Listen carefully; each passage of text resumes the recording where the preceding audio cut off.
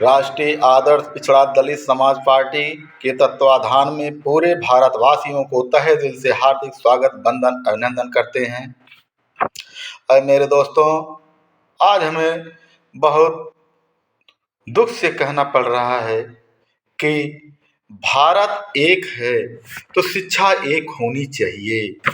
शिक्षा एक समान करना, गरीबी बच्चों को शिक्षित करना, स्वास्थ्य की व्यवस्था करना, कक्षा 1 से लेकर स्नातक तक निःशुल्क शिक्षा की व्यवस्था लागू करना, तकनीकी शिक्षा जैसे मेडिकल में MBBS, D pharma, B pharma, annum, engineering diploma में BEd, BPEd, DLED आदि शिक्षा निःशुल्क प्रदान की जाए।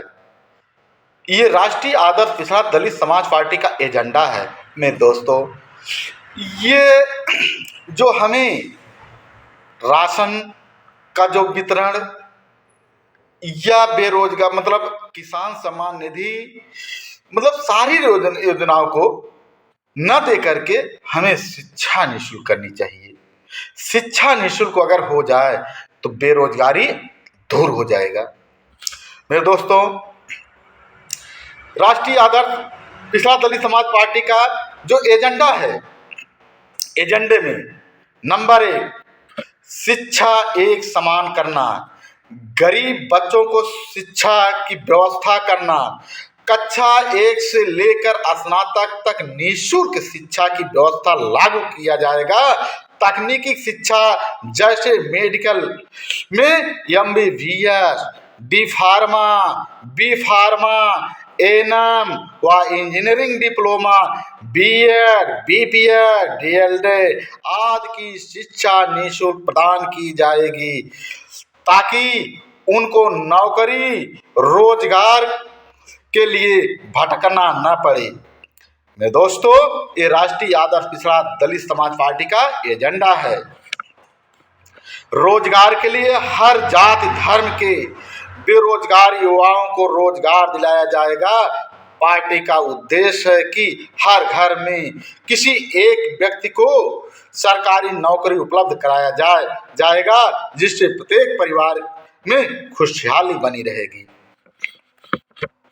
मेरे दोस्तों, किसान भाइयों के लिए कृषि कार्य सिंचाई हेतु मुफ्त बिजली की व्यवस्था करना, ये राष्ट्रीय आदर्श पिछड़ा दलित समाज पार्टी का एजेंडा है। स्वास्थ्य के लिए समाज के सभी लोगों को स्वास्थ्य हेतु एक समान सुलभ अस्पताल की व्यवस्था करना, ये राष्ट्रीय आदर्श पिछड़ा दलित समाज पार्टी का एजेंडा है।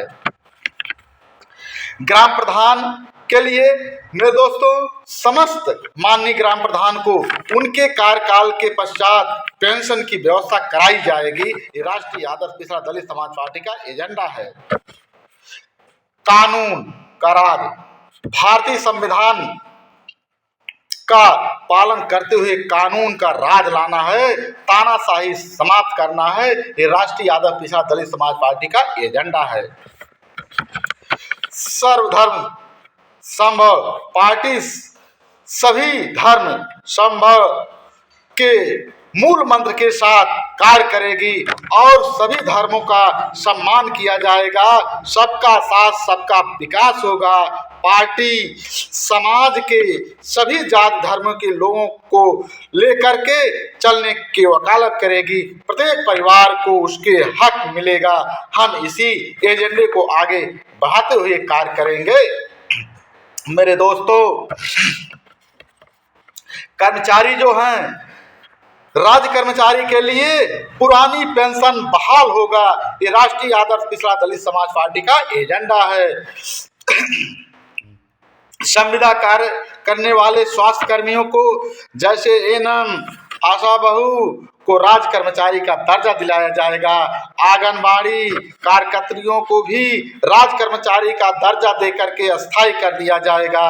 संविदा कार्यरत रोडवेज कर्मचारी, ड्राइवर, कंडक्टर को कर्मचारी को दर्जा दे करके अस्थायी कर दिया जाएगा।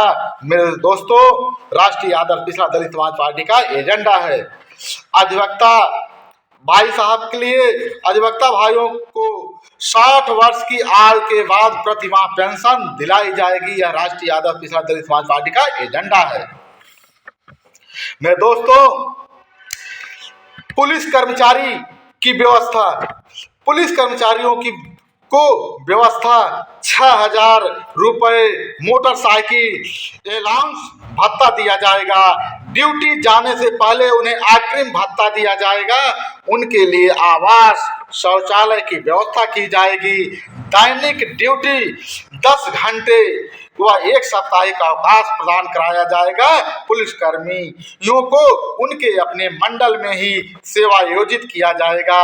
उन्हें रोडवेज पास, रेलवे पास अनुमान कराया जाएगा। ये राष्ट्रीय आदर्श पिछड़ा दलित समाज पार्टी का एजेंडा है।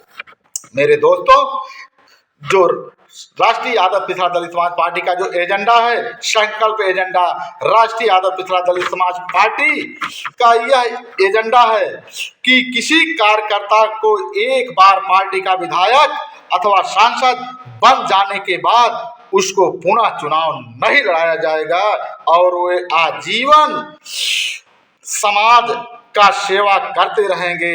राष्ट्रीय आदर्श पिछड़ा दलित समाज पार्टी जो समाज सेवा करते रहेंगे, इसी प्रतिबंध को लगाने के पीछे हमारी पार्टी का मूल उद्देश्य है कि अधिक से अधिक लोगों को बढ़ाने का अवसर प्रदान किया जाएगा। शपथ पत्र के साथ प्रत्येक प्रत्याशी चुनाव लड़ने के पूर्व स्टैम्प पेपर पर एफिडेविट देना होगा कि एक बार चुनाव जीत जाने के बाद मैं दोबारा चुनाव नहीं लड़ूंगा और मैं आजीवन राष्ट्रीय आदर्श पिछड़ा दलित समाज पार्टी के समाज में रह करके शपथ पूर्वक मैं सेवा करूंगा। इन्हीं के साथ मैं अपनी वाणी को विराम देता हूं। जय हिंद, जय भारत। बाबा साहब डॉक्टर भीमराव अंबेडकर अमर रहे।